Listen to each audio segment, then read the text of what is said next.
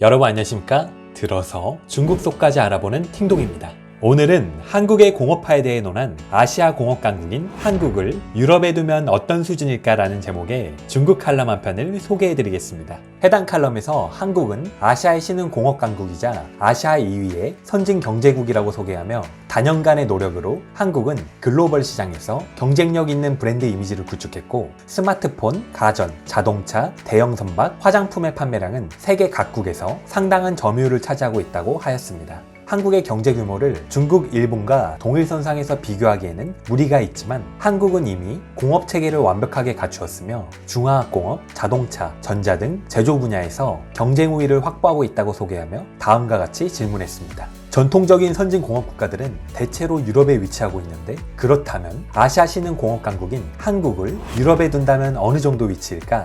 먼저 유럽의 공업 강국부터 알아보면 독일, 프랑스, 영국이 의심의 여지 없이 1군에 속하고 이탈리아, 스웨덴, 네덜란드가 그 뒤를 잇고 있으며 GDP 순위로 따지면 한국은 독일, 영국, 프랑스, 이탈리아 다음이라고 할 수 있지만 공업 경쟁력으로 한국의 순위를 매기면 과연 몇 위를 차지할 수 있을지에 관한 대답으로 다음과 같이 분석했습니다. 2018년 세계 각국의 공업 증가치 데이터를 보면 독일 1.08조 달러, 영국 4,999억 달러, 프랑스 4,693억 달러, 이탈리아 4,460억 달러, 한국은 5,688억 달러로 한국은 영국, 프랑스를 제치고 독일 다음으로 많은데 한국의 공업 총 생산액이 유럽 전통 공업대국인 영국과 프랑스를 넘어선 것은 놀라운 일이라고 평가했습니다. 그럼 한국의 공업 생산액은 왜 이렇게 높을까? 주요 원인은 한국의 GDP 대비 공업 비중이 35.12%로 높은 반면 영국과 프랑스는 각각 17.5%, 16.9%에 그쳤기 때문이라고 설명했습니다. 한국은 공업이 주된 동력인데 반해 영국과 프랑스는 경제에서 공업이 더 이상 주도적인 위치에 있지 않다는 것입니다.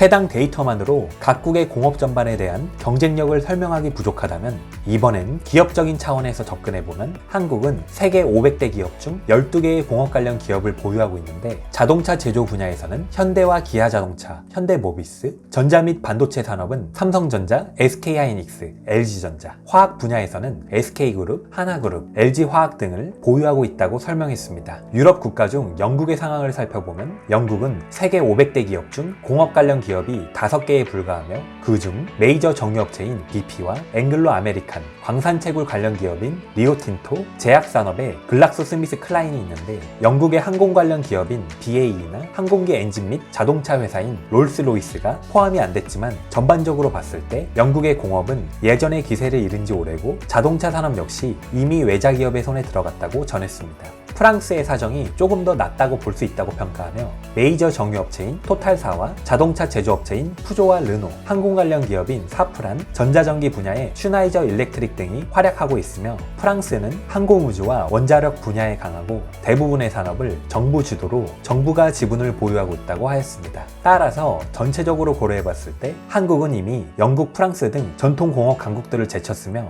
유럽 1위 경제국인 독일에 이어 유럽에서 한국은 2위를 차지할 수 있다고 평가하며 글을 마쳤습니다. 그럼 해당 칼럼에 관한 중국 댓글 반응 함께 보시겠습니다. 일본과 한국은 아시아의 선진국이야. 전체적인 공업 수준을 말하자면 한국의 공업 수준은 체코나 폴란드보다도 못하지. 솔직하게 말해서 옛날 동독 수준이지. 모르면서 아는 척하네. 댓글 쓰니 상상하라고 하자. 댓글 쓰니의 매부가 폴란드나 체코 사람인 것 같다. 너가 말한 것보다 한국은 훨씬 강해. 넌 우선 한국 GDP나 봐라. 완전히 다 틀렸다. 체코는 승용차도 생산하지 못해서 한국의 현대와 기아가 체코에 지은 공장이 굉장히 잘 되고 있어. 한국 LG화학의 배터리는 체코에서도 잘 나가고 넌 먼저 전세계 경제 총량 순위나 보고 와라. 한국 자동차는 세계적으로 유명해. 한국이 유럽보다 강하지. 훨씬 강하지. 공산액과 산업 구조를 봐봐. 스위스는 한국보다 약하지 않아. 이건 당연하지. 스위스는 독일에 비해도 부족하지 않아. 스위스의 프리미엄 공작 기계는 매우 유명해. 일본을 씹어먹지. 그렇지만 다른 분야에서는 한국보다 못해. 여기서 비교하는 건 수량이지 기술 수준이 아니야. 기술 수준을 비교한다고 하더라도 한국의 자동차, 중화학, 조선, 반도체, 철강, 5G 기술, 소프트웨어 모두 스위스를 이겨버리지. 스위스는 기초의학과 제약공정, 식품공업, 정밀기기에서 한국을 이기고 한국이 이렇게 대단한데 1인당 GDP는 스위스의 반밖에 안 돼? 미국도 스위스보다 높지 않잖아. 설마 스위스가 미국보다 강하다고 생각해? 스위스같이 작은 나라는 과학기술만 발전했고 한국은 전반적으로 강하잖아.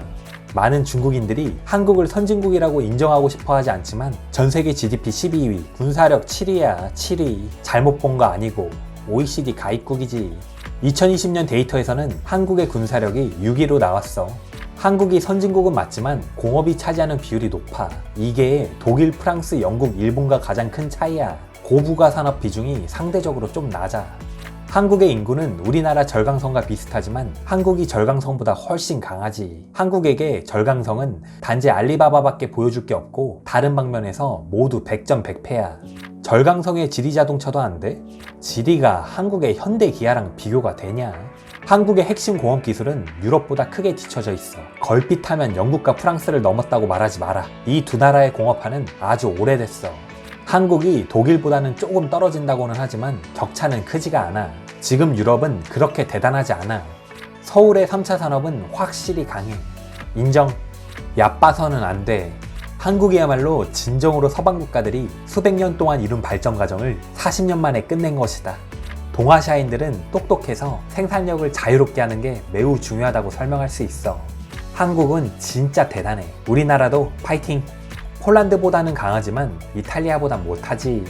유럽 열강 국민들의 생활 수준이 한국보다 몇 단계는 높으니까 비교할 수 없다.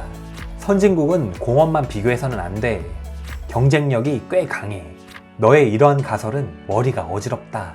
한국은 삼성, 현대, 기아, LG 같은 기업들이 모두 유명하지. 유럽 중위권 수준. 한국이 아시아 2등이면 일본은 스페인 수준. 스페인이 지금 어떤 첨단 기술이 있는데.